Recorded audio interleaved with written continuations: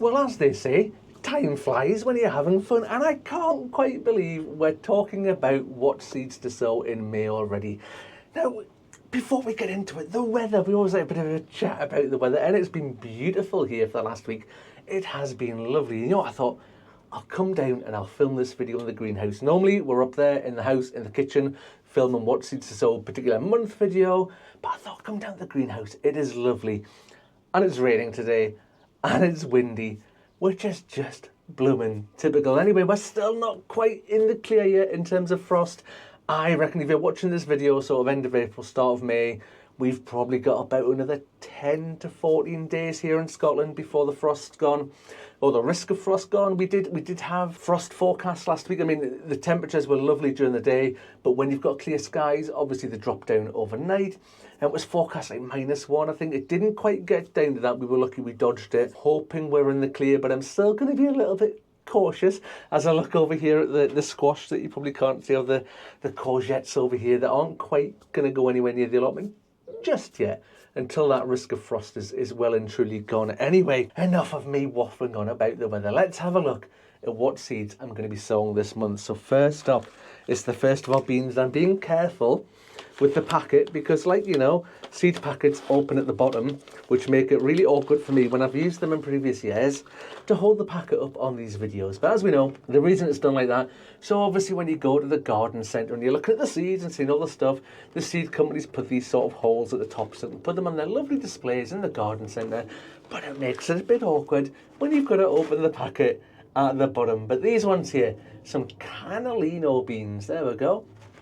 These are a lovely sort of pale yellow sort of colour. So when they're grown in your allotment or your garden or wherever you grow, they look lovely. The pod's that pale yellow colour, and then inside is a lovely sort of, I don't know, kind of between the sort of size of a Tic Tac and a baked bean, that sort of size, white bean, and they're delicious. You can use them obviously two different ways normally with the beans. One, you can just pick them, use them nice and fresh, use them there and then, chuck them in whatever it is you're cooking. Or the other way you can do it, take them out of the pods, try them out, store them somewhere nice and sort of dark and dry, like a sort of pantry cupboard or something.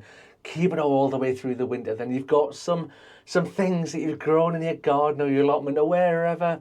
Over the winter, you can dig them out and chuck them in casseroles and stews and stuff like that. And it's just nice, you know, when you're having those sort of the cold months, when you don't have much on the go grown-wise, they can get something that you've grown during the summer and cook it into what you've got.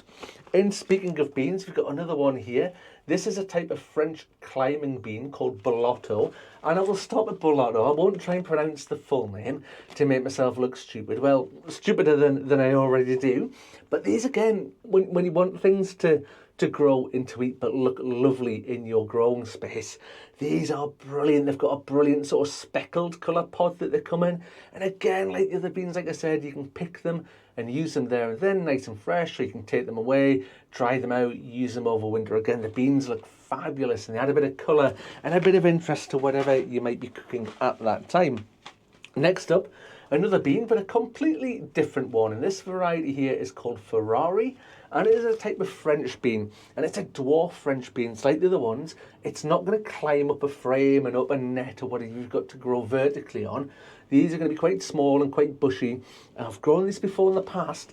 Speaking of the weather, this variety here, this Ferrari bean, can be a little bit delicate. It doesn't like the cold. I've been caught out by that in the past. So when I say what seeds to sow in May, I'm not necessarily going to turn around and sow all of these instantly on the same day. I'll still probably hold off just a week or two before doing the dwarf French beans and getting them out, just to protect them that little bit more. One thing I'm going to grab 3 packets all at once here, and this is successional sowing. So we're getting at that time of year where you want to keep things going and using your growing space and keeping it productive. And I'm going to show you this little tray of lettuce here. So this is a tray of lettuce that I've currently got on the go, and this is about the stage that they're at before I would think about sowing some new ones. So that variety there, that's called canasta. I'm going to sow a different variety this time for something different. One of the benefits of growing your own is you can have loads of different varieties, not just what you're stuck with in the supermarket. So that's canasta. Probably never heard of that in the supermarket. And here's another one here. First time trying this. This is called Tom thumb. Again, you'll not find it in the supermarket. I don't even know what it looks like. I got given this as a gift and I can't wait to try it. So we'll be getting these sown just to keep all that sort of stuff, especially like lettuce, we use a lot of it and it can easily disappear. Like during the summer, just keep it going, one crop after the other, after the other. Something else for successional sowing is rocket, and this variety here called Sky Rocket.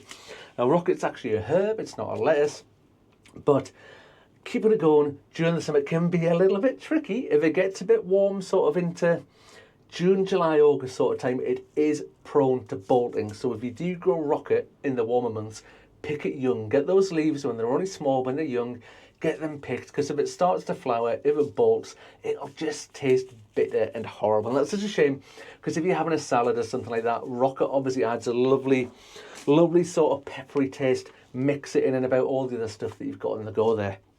Next up on the list is these ones here. This is a red spring onion called North Holland Blood Red. Now, those of you who've seen my videos before will know I wax lyrical about a particular type of spring onion called Katana. It's better than your white lesbians, it's better than your Ishikuras. Katana is the one. However, when I saw this particular variety hanging up, as they do in the garden centre, and it's a sort of red spring onion, which I thought was quite unusual. I mean, I've seen the purple ones before, but I've never really seen a sort of red coloured one like this. So I'm really looking forward to getting that grown and see how it turns out. Something else I'm going to get started this month is herbs. Now, a lot of people are really good with herbs. I'm a seasonal herb grower, I would say. I grow them in season. Lots of people are really great at growing herbs in the house and looking after them. That's not quite my bag. I just grow them in and about the greenhouse and things like that. When I get a little bit more space, we'll get them on the go. But first of all, we're going to get some basil on the go. Now, I've done lots of different varieties of basil over the years. This one is lemon basil. We've had blue basil and things like that. I'm looking forward to trying the lemon one. I hope it's got a sort of a little bit of a citrusy taste to the basil. I think that lemon and basil combination will be really, really, really good. So looking forward to getting that on the go. And also going to get some chives on the go. I don't want the chives going too wild and flowering and going everywhere. So I'm probably going to grow them in these little pots here that you can see I've got a spring onion in at the moment. We'll probably grow them in the pots, keep them in the greenhouse. You know, they'll probably come up onto the patio when it gets a bit warmer, that sort of thing. Get them outside and they'll be fine. But I'm going to keep them under control, keep them in that sort of confined environment. Next up, what have we got? We're going to get some broccoli on the go, and this one here is called Claret F1. And I noticed on the packet that this was the first hybrid broccoli available. These large, vigorous plants produce many thick spears. Who doesn't want that from their broccoli? So we'll be getting that on the go. That is just, I know it's got a fancy description, but that is pretty much your normal broccoli. Get it on the go. Now, a little bit of a special broccoli. Some people grow this, some people don't. I like to grow the purple sprouting broccoli. Now, the thing to note with that is if you're sowing it sort of around about now, you're not going to get anything from this probably till early next year.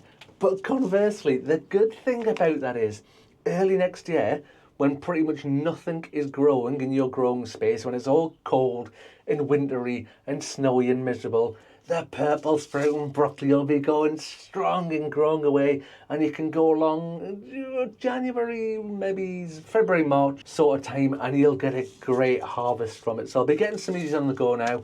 Bit of a long game with this one, a bit like doing your Brussels sprouts, a bit like doing your garlic or something like that. It's going to take a long time before you get a reward from it, but trust me, it is absolutely worth it.